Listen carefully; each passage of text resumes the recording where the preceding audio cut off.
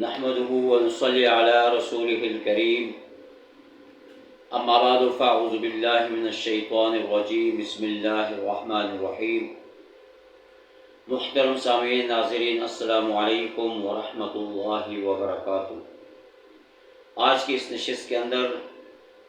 ایک خاص دعا اور چند کلمات کا ذکر کروں گا جو حدیث سے ثابت ہے۔ حضرت سمرہ بن جندب رضی اللہ تعالیٰ عنہ سے روایت ہے،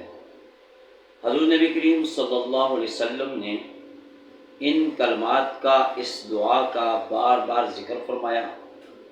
اور آپ صلی اللہ علیہ وسلم کے بعد حضرت ابوبکر صدیق رضی اللہ تعالیٰ عنہ سے بار بار سنی گئی۔ ابوبکر صدیق کے بعد حضرت عمر فاروق رضی اللہ تعالیٰ عنہ سے بار بار اس حدیث کا ذکر ہوا، اور پھر اللہ کے پیغمبر صلی اللہ علیہ وسلم نے فرمایا کہ اللہ رب العالمین نے یہ چند کلمات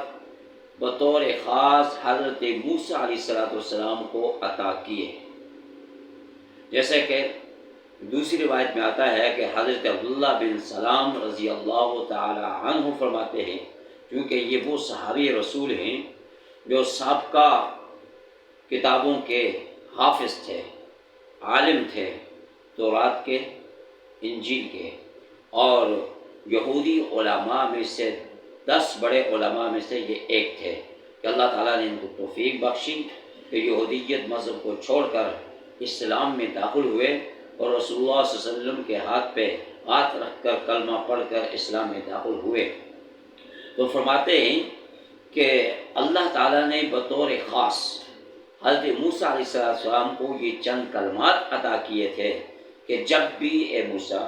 کوئی دعا مانگے، کوئی چیز اللہ سے مانگے تو ان کلمات کے ذریعے سے مانگے، ضرور اللہ تعالیٰ تمہاری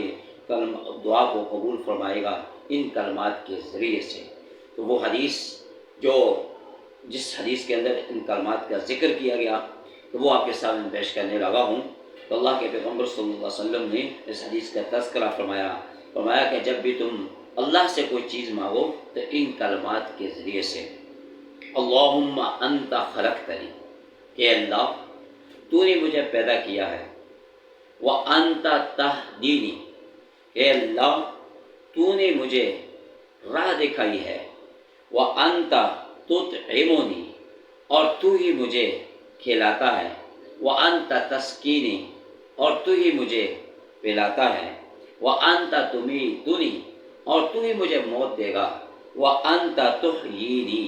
اور تو ہی مجھے زندگی بخشتا ہے، تو نے مجھے زندگی عطا کی ہے۔ اور فرمایا لم یسأل اللہ شیئا الا اعطاہ ایاہ، فرمایا جب بھی کوئی بندہ ان کلمات کے ذریعے سے اللہ سے کوئی چیز مانگتا ہے، اللہ رب العالمین اپنے اس بندے کو عطا کر دیتے ہیں۔ تو یہ نہایت ہی اہم کلمات ہیں جو حضرت موسیٰ علیہ السلام کو اللہ نے بطور خاص عطا فرمائے۔ اور پھر اس کے بعد حضور نبی کریم صلی اللہ علیہ وسلم نے ان کلمات کا ذکر بار بار فرمایا، اور ابوبکر صدیق نے ان کلمات کا ذکر فرمایا، حضرت عمر فاروق رضی اللہ تعالیٰ عنہ نے ان کلمات کا ذکر کیا، فرمایا کہ جب بھی اللہ سے کوئی چیز مانگو ان کلمات کے ذریعے سے مانگو تو اللہ رب العالمین اپنے اس بندے کی دعا کو ضرور قبول فرمائیں گے، اور اپنے اس بندے کی زندگی کے اندر انقلاب پیدا کر دیں گے، اور اپنے اس بندے کی زندگی کو بدل کر رکھ دیں گے۔ نہایت ہی اہم یہ وظیفہ ہے،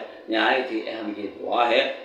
جو اللہ کے 2 پیغمبر حضرت موسیٰ علیہ السلام جو جلیل القدر پیغمبر ہیں انہوں نے مانگی، اور پھر امام الانبیاء فخر الرسل صلی اللہ علیہ وسلم نے ان کلمات کا ذکر حدیث واقعہ کے اندر کیا۔ پھر آپ کے جانشین حضرت ابوبکر صدیق رضی اللہ تعالیٰ عنہ، عمر فاروق رضی اللہ تعالیٰ عنہ نے ان کلمات کا بطور خاص ذکر فرمایا۔ تو میری آپ تمام حضرات سے،